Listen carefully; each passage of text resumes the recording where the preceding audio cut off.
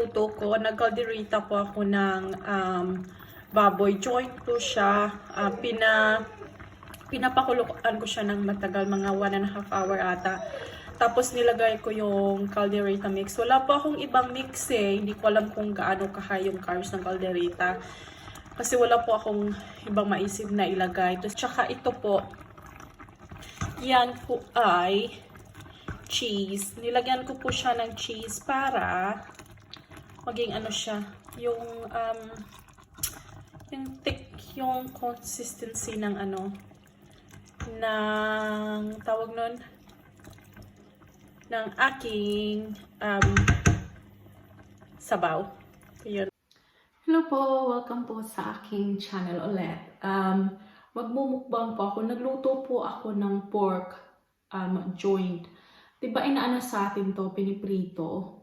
Ako pinapalambot ko siya ng 1.5 hour. Tapos, ang nilagay ko na sauce is yung calderita sauce. Kasi wala po akong ibang maisip na seasoning o sauce na malagay ko para masarap siya. Hindi ko po alam kung gaano ka high ang calories po nung yung calderita mix. Pero hindi po ako magkakanin, kaya for me, okay lang po yun kasi wala po pong kanin. Hindi na po ako nagluluto ng itlog kasi mabubusog na ako nito at saka hindi ko maubos kapag magluluto pa ako ng itlog. Tapos meron din po akong nag-slice po ako ng cucumber dito at saka nag-slice po ako ng tawag nila sweet chili. Yan, tingnan niyo po to kasi pinapalambot ko siya ng matagal, kaya tingnan niyo po. Diba? Yan. Ang sarap siguro nito prituhin, kaya ayaw ko kasi yung mga mantika tumatalsik kung saan-saan. Kaya ginawa ko na lang siyang calderita, tapos nilagyan ko siya ng mushroom, ang tawag dito, broccoli, pak choy, beans, at saka nilagyan ko rin siya ng grated na cheese nung niluto ko siya para naman yung ang tawag nung yung sauce niya magiging thick. Kaya yun. Kaya kain na tayo, guys. Sarap siguro nito pag may kanin, no? Kaya lang wala akong kanin. Kaya yun. Magkakamay ako. Yan. Sarap niyo.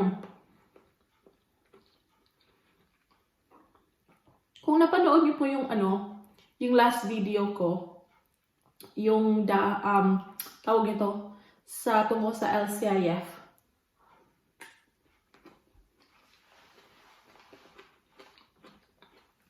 Comment ko kayo.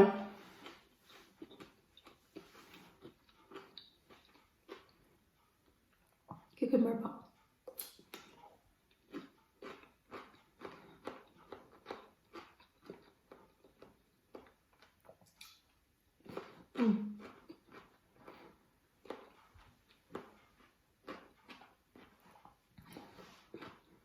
Ang ginagawa ko ba at the moment is umad. Means 1 meal a day muna ako. Kaya marami po akong kinakain. Kasi hindi na po kakain mamaya. Ayun. Masarap siya. Ako lang ba yung tao na yung gulay ko, di ba yung iba gusto nila yung gulay nila talaga yung ang tawag nun, crunchy. Ako ayaw na ganun. Gusto ko yung lata. Gusto ko yung yung soft na soft talaga yung gulay ko, yung gusto ko.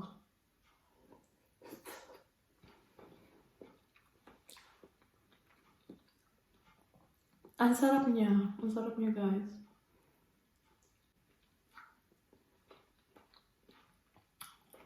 Kaya tikman mo natin. Tinikman mo na ito kanina. Masarap na siya.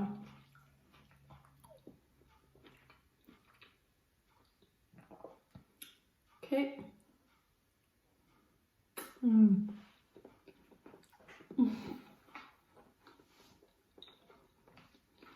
Ang sarap niya.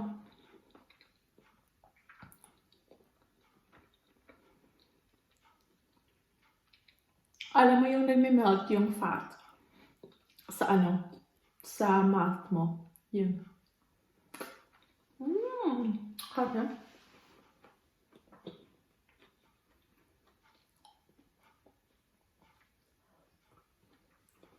Kaya pala guys,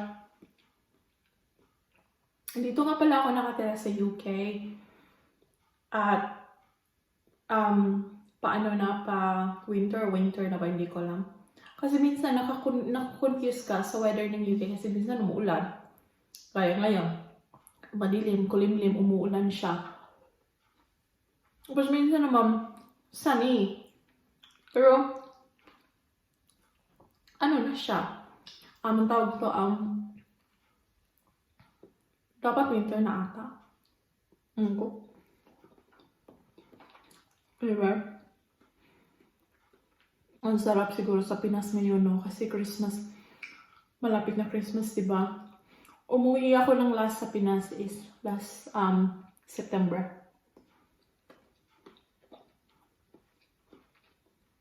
Hindi last September, ganyan September. Tapos,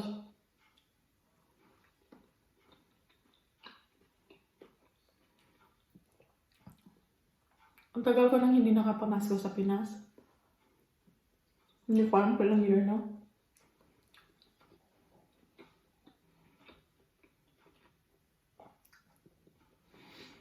Iba yung ano nila dito.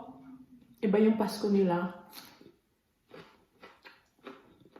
Hindi gaya sa atin.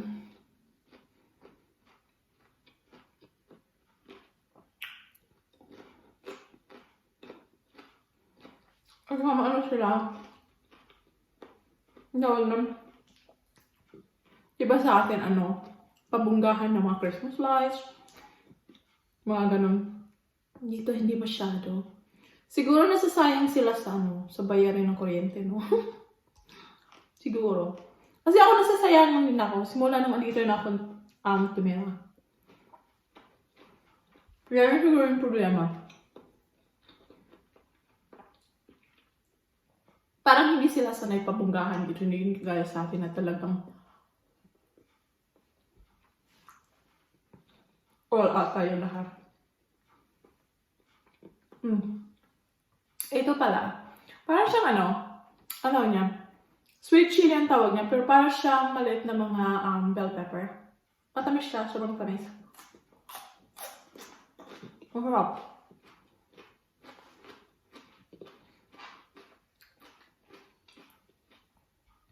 Tsaka wala akong soft drink. Kasi, ano na naman, high carb. Niluwas ako. As much as I can, ha.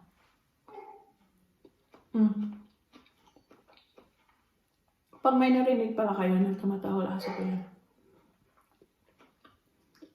Kasi,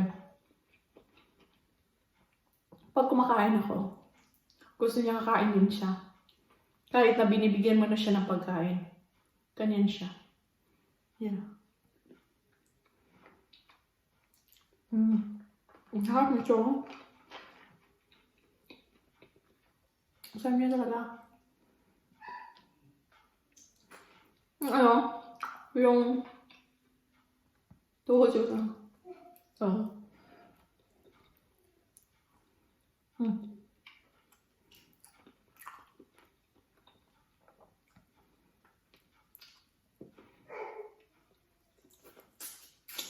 Diba sa atin, yung mga sa sidewalk, makabili ka lang ng mga ulam, mga snacks.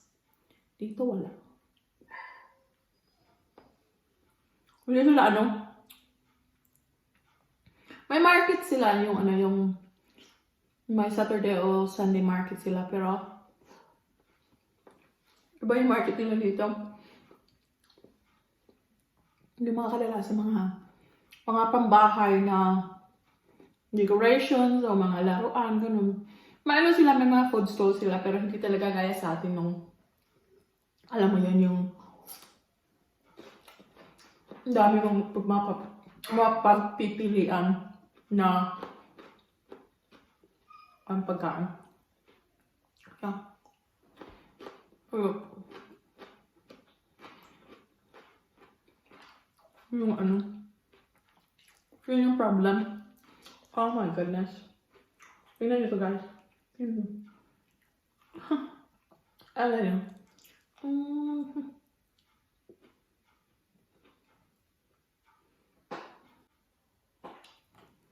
Para akong baliw. Ayun. Yan yung ano. Oh my goodness. Talagang, nakikita mo yan? Ayan o. Yan o. Kaling ko na. Siganin niya. Kaya, mas gusto ko kaldereta na ano. Mas gusto ko kaldereta na ano. Na baboy. Ewan ko kasi dito. Wala akong mahanap na beef na buto-buto eh.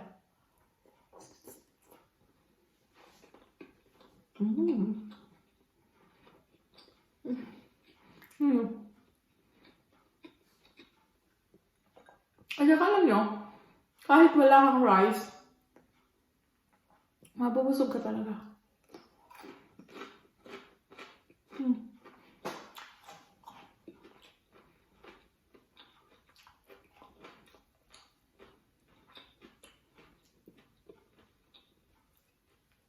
Pero, naano siya.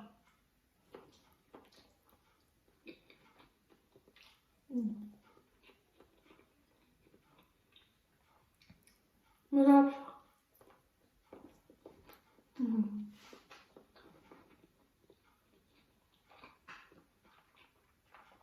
Luto talaga ako nito next time. Kasi, nag-experiment lang ako. Nilagyan ko ng cheese. Kung lalasa siya. Masarap talaga. Try magkaldereta kayo. Tapos, lagyan nyo ng grated cheese. Masarap siya. Tsaka yung sauce niya, napaka-thick.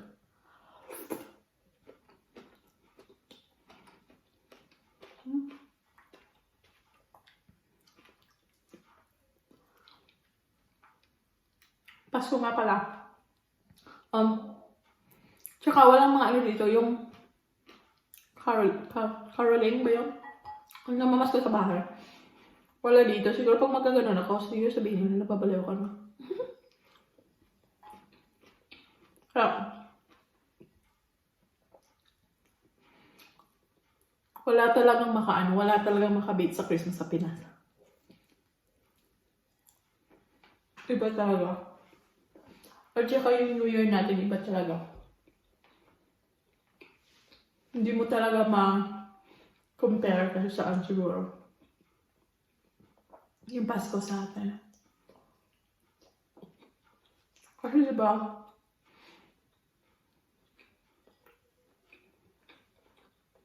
yung pamilya lahat andun. Hindi naman lahat yung nakakapunta. Tapos get together dito, pero iba talaga. Ang nami-miss ko talaga, yung Pasko sa Pinas, kasi sa probinsya ako, sa atin. Sa 24 ng gabi, nag-get together lahat, diba? Tapos may mga contest ng sayawan, kantahan, may mga games sa so the whole barangay, labas lahat sa 24 ng gabi sa harap ng chapel. Tapos, lahat magdala ng tables, pagkaan, tables, mga chairs. Tapos, go together.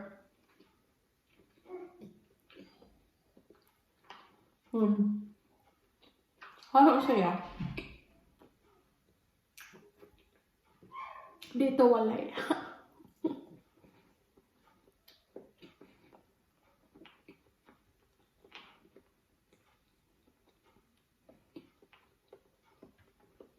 Ang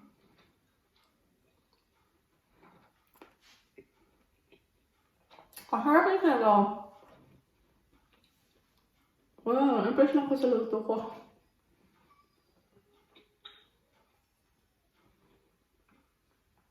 Nadidilis yung aso ko. Yung aso ko. Pabebe.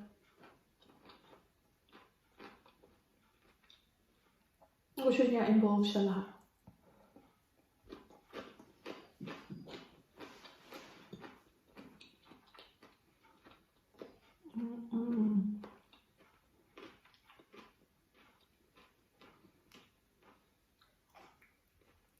That's so good.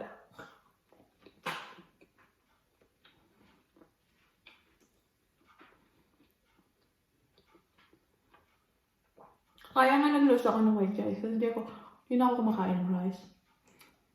No, wrong. Hindi na ako masyadong kumakain ng rice. Nung isang araw, tumikim lang talaga ako sa rice. Yeah.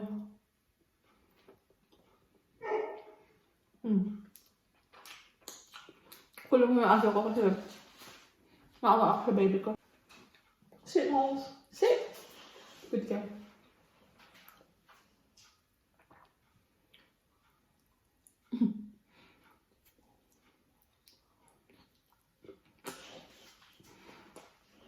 It was so good. Tsaka yung namimiss ko sa atin din, yung mga, balik tayo sa Christmas. Diba mga get together lahat barangay? Sabang, may mga pa-contest ganun. Ganun. Nakakamiss yung ganun guys. Wally, you got some cucumber?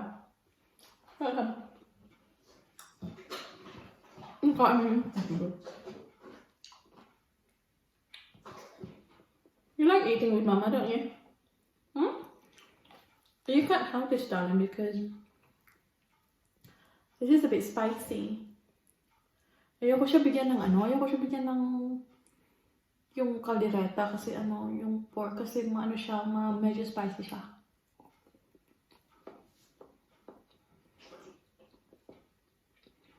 I'm gonna take your stomach here.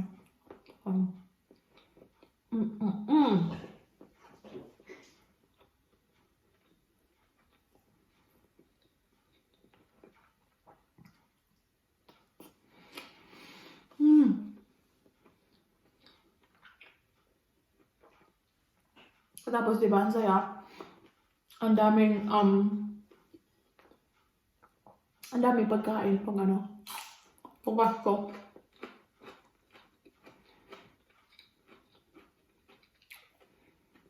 Tapos, hindi ba pag nagsimba kayo, tapos maglalakay kayo sa simbahan, ang friendly naman tao. Yung tinatawag kayo para kumain sa bahay nila. Yun yung gusto ko. Yun yung nakakamiss sa Pinas. The spirit of Christmas. Ang ko ba dito? The spirit of Christmas sila pero iba. Hindi enough. Rồi, cho xong xin ba? Rồi kami yan. Nagsiselos to sa akin kasi kakain ako ng baboy. What's the noise, babe?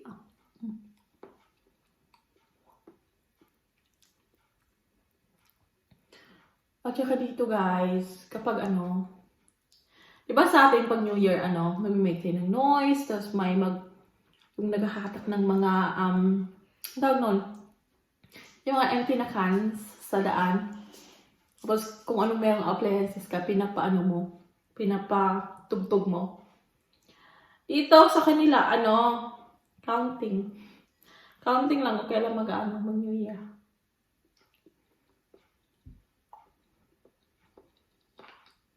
Pero,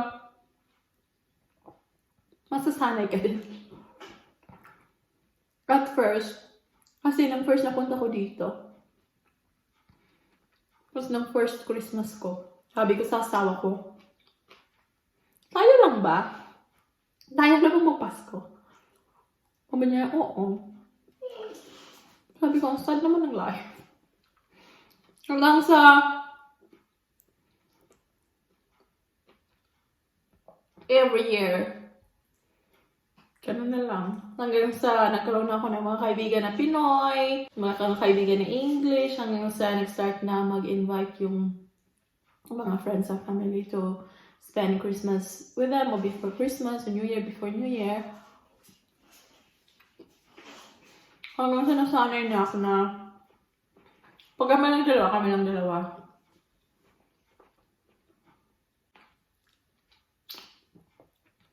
Kasi, sabi ko nga, dito, hindi kaya sa akin. Kaya, accept change, adapt change. Really helpful.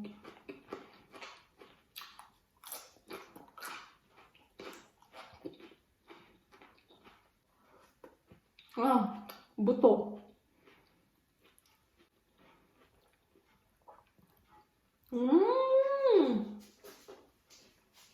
Lami kaayo ang tambok.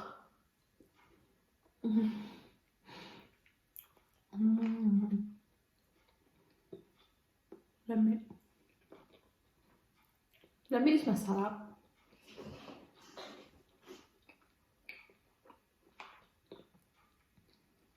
Well, you can't have this lami because it's a bit spicy.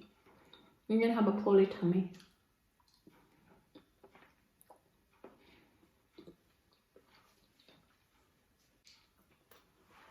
Okay.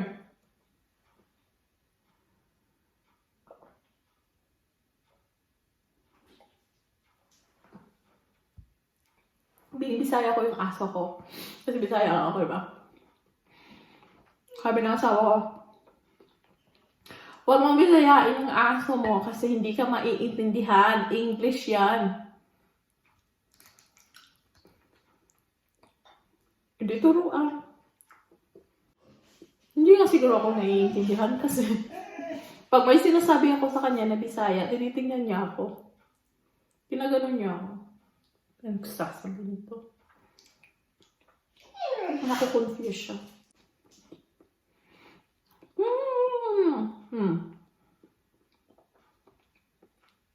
Gosh.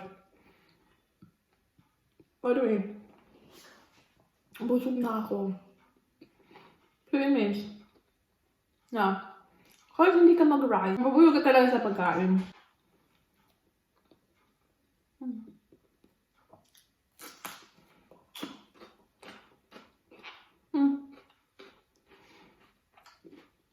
Ang tamis niya.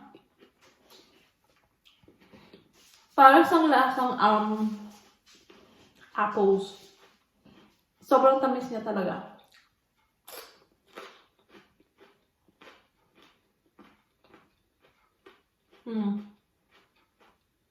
So.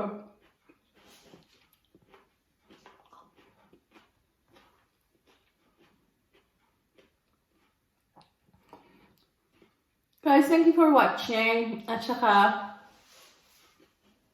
kung sabi mabubusog ka talaga kahit walang rice. Kaya, try nyo. It's so hard. Like, mahirap talaga at first na kapag nasanay ka naman, syempre mga Pilipino tayo, nasasanay tayo mag-rice. Pero, huwag mong biglain. Baby step. Kung makain ka ng 2 cups of rice, edi next time, 1.5 cup. Tapos, next time naman. Tapos, next time na naman, half a cup. Diba? Basta slowly, and then you will get there. Wala namang mawawala sa'yo kung itry mo lang. Molly, I'm just talking to people. Tapos, itry nyo lang. Kung mag-lose tayo ng weight ng ganito, then why not? kapag as I've said, in 1 month, mag-check ako or mag-update ako. Hindi ako mag-update ako sa inyo kung nalulose pa ba ako ng weight. Basta ang goal ko is, pag kumakain ako, hindi ako kakain ng rice. At saka, alternate ko yung gulay at itlog for sa rice. At saka, as you can say, umiinom lang ako ng tubig. Hinigive up ko na rin yung fizzy drinks ko. Kaya, hindi naman sa ginigive up. Yung as much as I can talaga. Kaya yun. Thank you for watching, guys. And please like and subscribe. Kaya, I'll see you next in my video. I'll see you next time. Bye!